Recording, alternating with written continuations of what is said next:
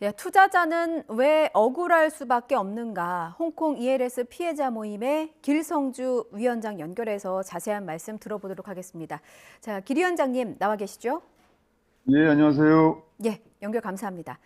자, 먼저 질문 드리겠습니다. 금융당국이 대규모 원금 손실이 발생한 홍콩 ELS 사태에 대한 분쟁 조정 기준화를 마련했습니다. 피해자분들의 반발이 심하다고 들었는데 먼저 이번 배상안과 관련해 어떻게 평가하시는지부터 좀 들어볼게요. 이게 면밀히 살펴봤는데 결론만 말씀드리면 예, 이것은 전적으로 은행사, 그러니까 은행이죠. 판매사의 입장에서 고려된 거라고밖에는 생각이 들지 않고요. 겉보기에는 피해자를 억울함을 덜해주기 위해서 아니면 전체적으로 피해자를 살펴주기 위해서 만든 것처럼 들리고 보이긴 하는데 예. 안의 내용을 자세히 들여다보면 가산될 부분은 굉장히 힘들게 만들어져 있고 예. 차감되는 부분은 굉장히 많이 쉽게 내려가게끔 만들어 있어서 이거는 예. 피해자 입장을 전혀 고려하지 않은 은행사 입장에서만 유리하게끔 만들어진 배상안이라고 저희는 생각하고 있습니다. 예. 그러니까 네. 금감원이 피해자보다는 판매사에게 좀 더 비중을 실었다는 말씀이신데요. 그렇죠. 예, 예. 판매 과정에 그 불안정성이 있는 정황이 있다. 이 점을 금감원이 인정은 했습니다. 그러면 이 자체만으로는 일단 긍정적으로 볼 수 있는 거 아닌가요? 금감원에서 발표한 불완전 판매 요소라고 인정한 부분은 예. 지금 극히 일부에 불과하고요. 저희가 당했고 저희가 가지고 있는 조작 서류라든지 녹취라든지 이런 걸 비교해 볼 때 지금 금감원에서 발표하고 있는 자료는 극히 일부라고밖에 보여주지 않고 저부터도 예. 굉장히 조작된 서류, 그다음에 허위 작성 여러 가지가 있는데 지금 표면에 드러나 있는 금감원에서 발표하고 있는 자료는 극히 일부에 굉장히 일각에 불과합니다. 그리고 피해자들이 갖고 있는 증거들이 극소수만 인정이 됐고 이것도 기준을 굉장히 까다롭게 금감원이 설정했다는 말씀이신데 예, 예, 예. 예, 언론에 알려지기로는 이제 예상 손실액이 5조 8천억 원 정도 되더라고요. 예, 예. 피해자분들께서 이제 추산하신 금액이 있을 텐데 투자 규모라든지 뭐 피해 예, 예. 금액이라든지 이거는 이제 예. 피해자들께서 추산하시기에는 어느 정도나 되는 겁니까? 지금 뭐 언론에도 나왔었지만 구체적인 그러니까 은행권에서만 판매된 판매 잔액이 16조에 가깝고요. 예. 피해 자 규모도 인원도 15만 명 이상이 됩니다. 근데 예를 들어서 저희 단체 피해자 모임 단체 톡방에 가입되어 있는 가입자 수는 6천여 명이 좀 넘는데 예. 그 피해액을 산정하는 것이 과연 정확한지 또 의심스럽고 그다음에 전체 나머지 피해자분들은 이 모임이 있는지조차도 모르고 가입도 안 된 상태이기 때문에 전체적인 추산은 참 저희 입장에서도 산출하기가 쉽지 않은 상황입니다.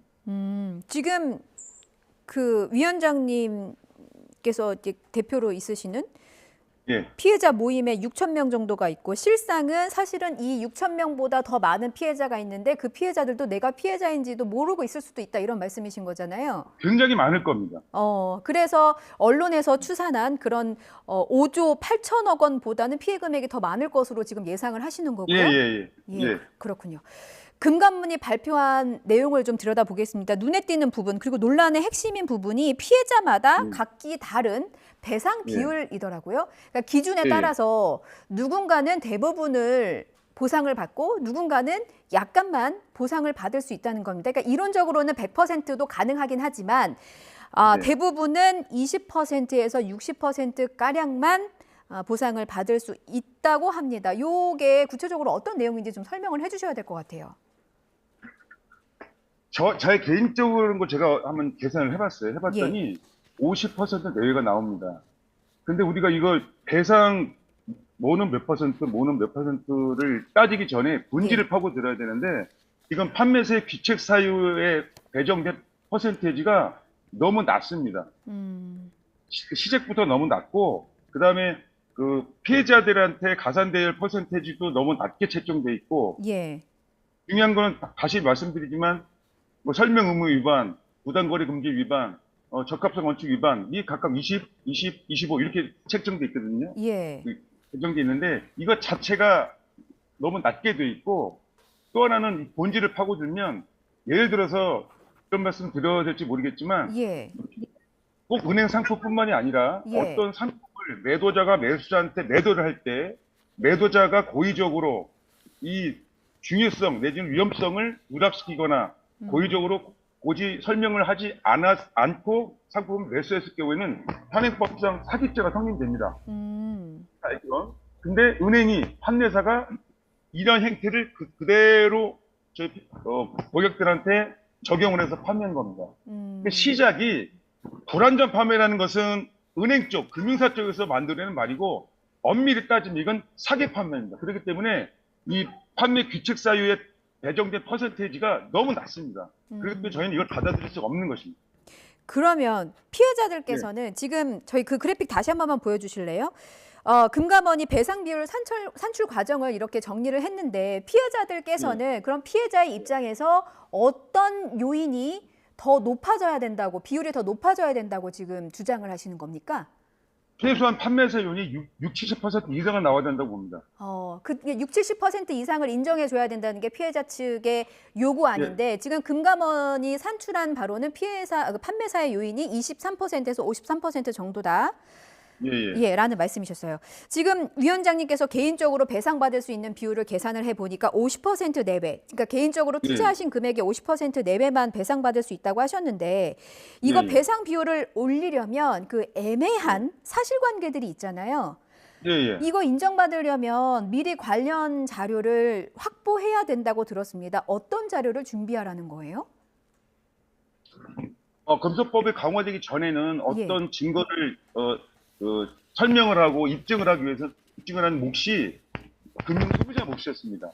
근데 법이 개정되면서 입증해야 될 몫은 금융 소비자가 아니라 판매사로 법이 바뀌었습니다. 그래서 이 내용을 입증을 하기 위해서는 저희가 아니라 판매사 측에서 여러 가지 사항을 입증해야 되는데 과연 예를 들어서 이 배상 기준에 보면 예금을 목적으로 은행에 갔느냐 그에 따라서 퍼센티지가 달라지고 예를 들면 이런 게 있습니다. 그럼 예금을 목적으로 은행에 금융세 방문을 했다는 것을 누가 입증하느냐. 저희가 아니라 은행이 입증이 되거든요. 근데 은행이 안 하면 그만입니다.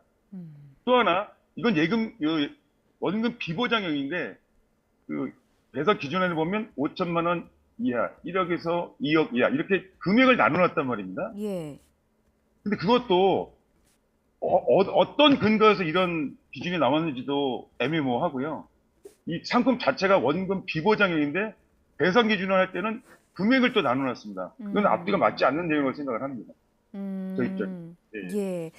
알겠습니다. 위원장님 말씀하실 때 답답한 마음은 제가 충분히 알고 있습니다. 그런데 손으로 이렇게 마이크를 치시면 말씀하시는 내용이 시청자 여러분께 잘 전달이 안 될 것 같아서 그것만 좀 주의를 부탁드리고 일단 정리를 해보면요. 일단 은행을 투자자가 찾아갔을 때 이게 내가 투자 목적인지 아니면은 예금하러 갔다가 투자 권유를 받고 했는지에 따라서도 달라지고 이런 거 입증하는 것 자체가 굉장히 애매모호하기 때문에 이 배상 기준을 산출받을 때 피해자가 결국은 입증해야 되는 상황이다. 이런 말씀으로 제가 이해가 되는데 맞습니까? 그러면 이거 지난 일이잖아요. 그러면 이런 부분은 피해자가 어떻게 증명을 하죠? 아까 말씀드렸듯이 저희는 은행에 예적금을 하러 방문했어요. 방문에 갔는데 그 판매사 직원이 은행 직원이 그 목돈이 있는 걸 보고 은행 금리가 너무 낮으니 은행 금리보다 높은 이런 상품이 있다고 권유를 합니다. 권유를 해서 이런 설명을 하는데 그 설명은 와중에는 이 상품에 대해서 꼭 설명에 대한 위험성이라든가 이런 내용들이 전혀 빠지고 손실 난 적 없다, 안전하다, 3년 만기되면 원금이자 들어온다 이렇게 듣기 좋은 말만 골라서 설명을 하고 가입을 시킵니다. 그러니까 이런 거를 입증을 해야 되는데 정황일 뿐이 이런 것들이 서류화돼서 판매 직원이 이렇게 설명했다는 것을 서류화돼서 남은 자료는 현재 없죠. 그러나 모든 피해자들은 이렇게 다 듣고 권유를 받아서 가입을 했다고 이구동성을 얘기하고 있거든요. 이게 입증인데 서류상으로 남아있지 않습니다. 사실은. 그런 게 입증이가 애매모호한 거죠. 사실 따지고 보면. 그렇군요. 일각에서는요. 피해자들을 갈라치기 하는 것이 아니냐 이런 얘기도 나오는 것 같아서 그 피해자들 내부적으로는 어떤 의견이 좀 오고 가고 있는지도 듣고 싶습니다.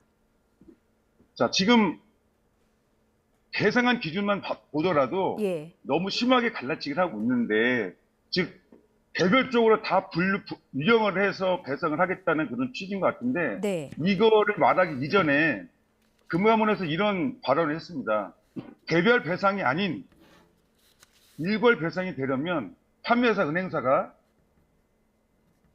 조직적으로 개입했다는 증거가 나오면 일괄 배상이 가능하다라고 발언을 했어요. 예. 기사화도 됐었고. 근데 이미 그 내용이 나왔습니다. 증거가. 예. 세계 방송사에서 보도가 됐고요.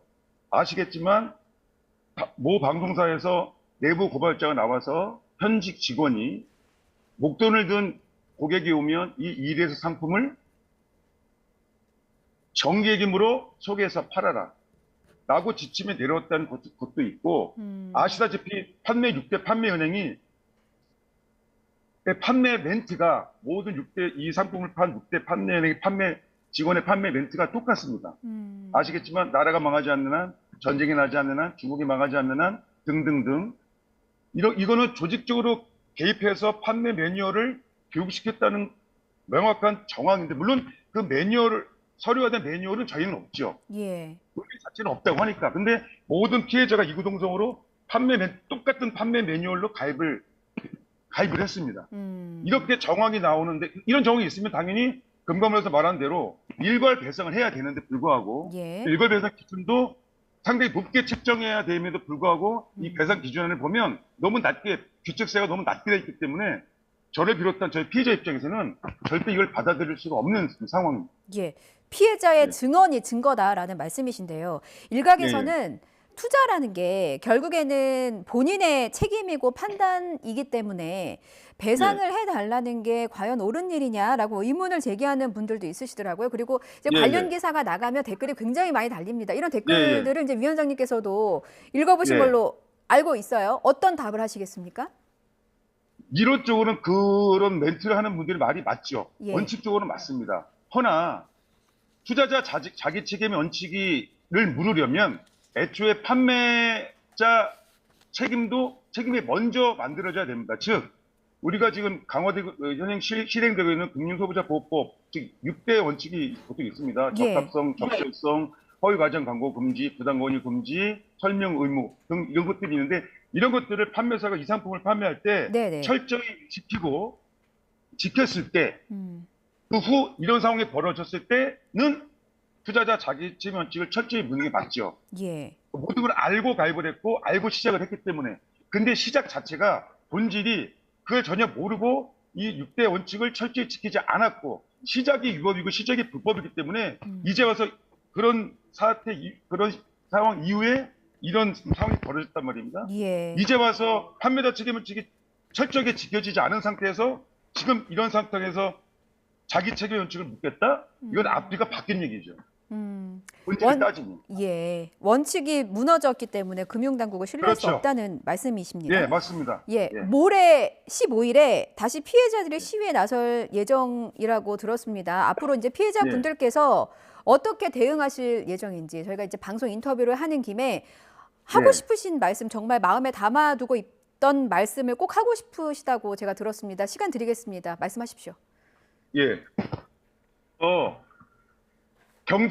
세계 10대 경제 대국이라는 대한민국에서 이런 후진적인 금융 시스템, 이런 후진적인 대국민 금융 사기가 일어나는 것에 대해서 저를 비롯한 모든 피해자들이 정말 개탄스럽고 분노하고 당황스럽고 황당하고, 모든 어떻게 적절한 표현한 방법이 없고, 다시는 이런 일이 일어나지 않도록 금융당국에서 철저하게 시스템을 구조 개선을 해야 되는데, 예를 들어서 유럽, 벨기에나 네덜란드나 미국 같은 경우에는 일반 금융 소비자들한테 이 상품을 아예 팔지 못하게 법으로 규정하고 있습니다. 그런데 우리나라에서 지금 팔고 있죠. 좋습니다. 파는 건 좋은데, 자, 은행에서 증권회사에서나 팔 이 상품을 지금 은행권에서 팔고 있습니다. 이런 식으로 팔 게 아니라, 팔게 하려면 보통 우리가 은행에 가면 예적금 창구, 대부계, 크게 둘로 나눠져 있습니다. 이것을 추가를 하나 더해서 투자 전문 창구라는 파트를 하나 더 만들어서 은행에 거래를 하러 온 고객한테 철저히 은행 방문 목적을 확인해서 예적금이냐, 대출이냐, 또는 투자를 위해서 은행에 방문했느냐라는 것을 철저히 구분해서 투자로 온 사람은 투자 창구로, 예적금으로 온 사람은 예적금 창구로, 대출 받으러 온 사람은 대출 창구로 분류하는 그런 작업이 필요하다고 보고요. 예. 향후 15일 되는 집회가 앞으로 계속 할 거지만 예. 이 집회란 이유는 우리 이 담긴 내용을 표출하기 위함도 있지만 예. 은행권을 향하는 경고의 메시지도 담겨 있고요. 지금 일단 바통은 금감원에서 은행사로 넘어갔습니다. 예. 기준을 만들어줬고 넘어갔기 때문에 네네. 각 판매 은행에서 이 기준을 가지고 예. 얼마나 적절하게 얼마나 충분하게 배상을 하느냐를 보고 예. 이게 마음에 저 입장과 같지 않으면 저는 집단 분쟁 조정도 들어갈 것이고요. 예. 그것도 이루어지지 않는다면 집단 소송도 할 생각입니다. 예. 예, 알겠습니다. 예, 금융당국과 은행권을 넘어서 정부의 정책 기반자 그리고 여의도 정치권을 향한 메시지로 제가 이해를 했습니다. 여기까지 듣겠습니다. 예.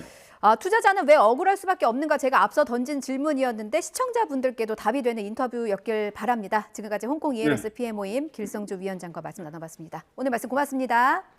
네, 감사합니다.